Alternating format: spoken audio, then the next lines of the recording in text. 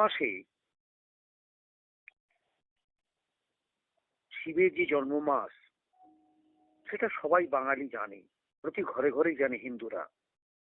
শ্রাবণ মাস হলো শিবের জন্ম মাস। এই শ্রাবণেই মহেশ্বর প্রকট হয়েছিলেন পৃথিবীতে। ভক্তিবিলাসী হিন্দুদের কাছে এই শিব মাসের গুরুত্ব অনেকটাই। এই সময় যারা ব্রতধারী, সেই ব্রতধারীরা ব্রত পালন করেন। খুব কঠিন সময় এই শিব মাস। আসলে এই শিব মাস এই ভারতবর্ষের সর্বত্রই শিবের ব্যাপারটা তো রয়েছেই। গৌ, শাক্ত, বৈষ্ণব সব মতের মিলন ভূমি আমার এই বাংলা। সনাতন ধর্মে বাংলাকে বলা হয় শক্তিপীঠ। মা কালীর প্রকাশ বাংলায় বেশি, আর যেখানেই শক্তি সেখানেই শিবের অবস্থান, অর্থাৎ শিব শক্তি পাশাপাশি। বাংলা কালীক্ষেত্র রূপে জনপ্রিয় হলেও শিবক্ষেত্র কিন্তু পিছিয়ে নেই। শিব মানে কি? শিব মানে সমৃদ্ধি, ত্যাগ, ভক্তি, মুক্তি, যোগ, জ্ঞান, আরো কত কি।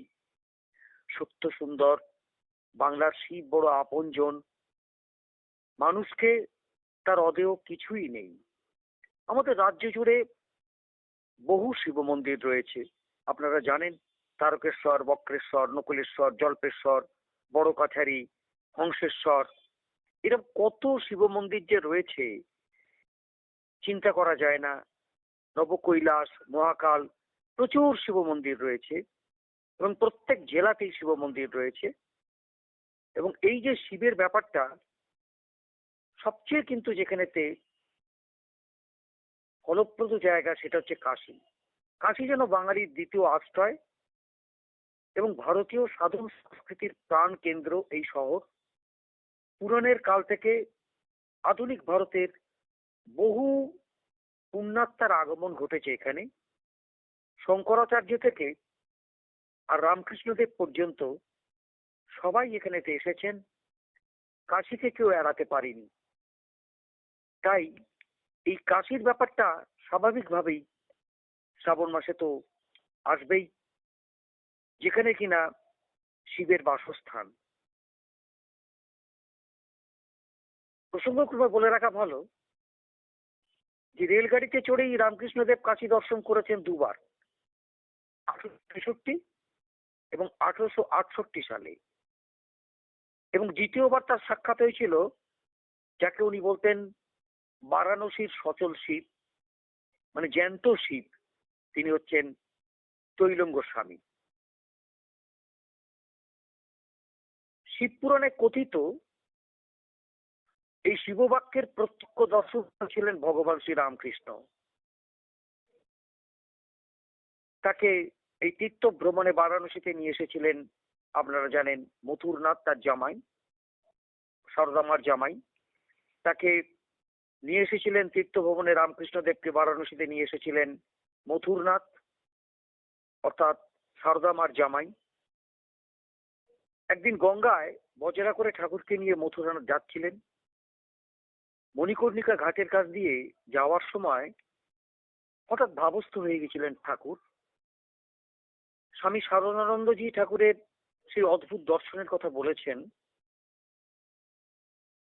যে তিনি দেখছেন যে পিঙ্গল বর্ণ জটাধারী দীর্ঘকায় এক শ্বেতকায় পুরুষ গম্ভীর পাদবিক্ষোভে শ্মশানে প্রত্যেক চিতার পার্শ্বে আগমন করিতেছেন এবং প্রত্যেক দেহীকে সযত্নে উত্তোলন করিয়া তাহার কর্ণে তারক ব্রহ্ম মন্ত্র প্রদান করিতেছেন। সর্বশক্তিময়ী সৃষ্টি জগদম্ময় স্বয়ং মহাকালী রূপে জীবের অপর পার্শ্বে সেই চিতার উপর বসিয়া তার স্থূল সূক্ষ্ম কারণ প্রভৃতি সকল প্রকার সংস্কার বন্ধন খুলিয়া দিতেছেন এবং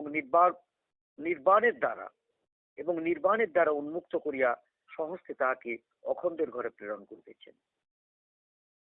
এরূপ বহু কল্পের যোগ তপস্যায় যে অদ্বৈতা যে অনুভব উমানন্দ জীবের আসিয়া উপস্থিত হয়, এই অনুভবের জন্যই, অদ্বৈতা অনুভবের জন্যই ভূমানন্দ জীবের আসে উপস্থিত হয় এবং তাহাতে বিশ্বনাথ সদ্য সদ্য প্রমাণ করিয়া কৃতার্থ করিতেছেন। তাই শিবের এই মুক্তিদাতা বিগ্রহ মণিকর্ণিকাতেই রয়েছে। এটাই সাধারণত সমস্ত বাঙালি জানে। এবং আমরা আজকের যে শিবের যে ব্যাপারটা বলছি, সেখানে দেখা যাচ্ছে যে শিব সবচেয়ে বেশি কিন্তু পূজিত হয়। ত্রিজগতের সবকিছুই তো শিবময়, সর্বক্ষেত্রেই তার প্রকাশ। অষ্টমূর্তিতে তিনি জগৎ সংসারে বিরাজমান। মর্তে তিনি মহাকাল, সৃজনে নটরাজ, পশুপালনে পশুপতি, শাসন কর্মে তিনি কালভৈরব, দারিদ্র্য হরণে কুবের ভান্ডারী, বৈদ্যনাথ রূপে তিনি রোগারোগ, যেগুলো রোগারোগ্য, আর মৃত্যুঞ্জয় রূপে করেন ত্রাণদান। কর্মেই তিনি আবার বায়ুপুত্র মহাবীর হনুমান, ভক্তিতে আশুতোষ, প্রেমে অর্ধনারীশ্বর, সন্তানে বটুক, মুক্তিদানে বিশ্বেশ্বর বিশ্বনাথ। তিনি আবার সৃষ্টি আর ধ্বংসের সমন্বয়কারী হরিহর। তিনি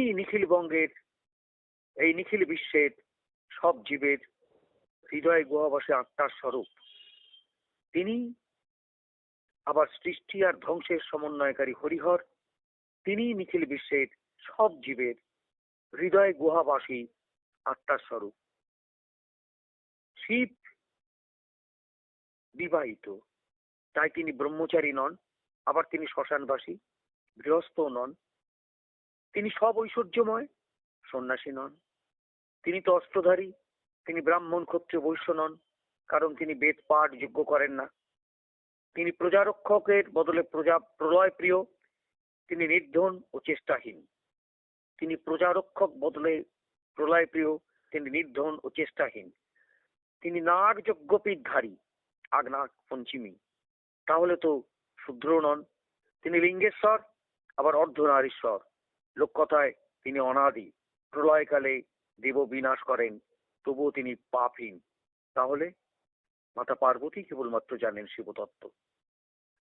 সমগ্র জগৎই তার রূপ, তাই তিনি উলঙ্গ। তিনি ত্রিগুণের আধার রূপ, শূলাধারী, শূলী, ভূত সংসার থেকে মুক্ত, ভূতগণের অধিপতি। তার আবাসস্থল শ্মশান ভূমি হলো সংসার, যেখানে তিনি জীব কল্যাণে সদা বিরাজমান। ধর্মরূপী বৃষ তার বাহন, রিপুরূপী সর্প তার ভূষণ, বিবিধ কর্মই তার জটারাশি বেদ তার ত্রিনয়ন। পশুভাবকে দমিয়ে ব্যাঘ্রচর্ম পরিধান করেন। তার হাতের ডমরু বৈরাগ্য, আর ডমরুধ্বরি শব্দ ব্রহ্ম, যা বর্ণমালা ব্যাকরণের উৎপত্তি স্থল। তিনি পঞ্চানন, পূর্বমুখ তৎপুরুষ, পশ্চিম মুখ সদ্যজাত, দক্ষিণ মুখ অঘোর, উত্তর মুখ বামদেব ও ঊর্ধ্বমুখের নাম ঈশান। আবার বলি, তিনি পঞ্চানন, পূর্বমুখ তৎপুরুষ, পশ্চিম মুখ সদ্যজাত, দক্ষিণ মুখ অঘোর, উত্তর মুখ বামদেব এবং ঊর্ধ্বমুখের নাম ঈশান। তাই শিব অর্থে মঙ্গল এবং মঙ্গল বিধায়ক। সন্ন্যাসীর আদিগুরু হলেন সদাশিব, আবার গৃহস্থের আরাধ্যও তিনি। সংসারী মানুষের সর্বশ্রেষ্ঠ গুণসমূহের আধারস্থল হলেন শিব।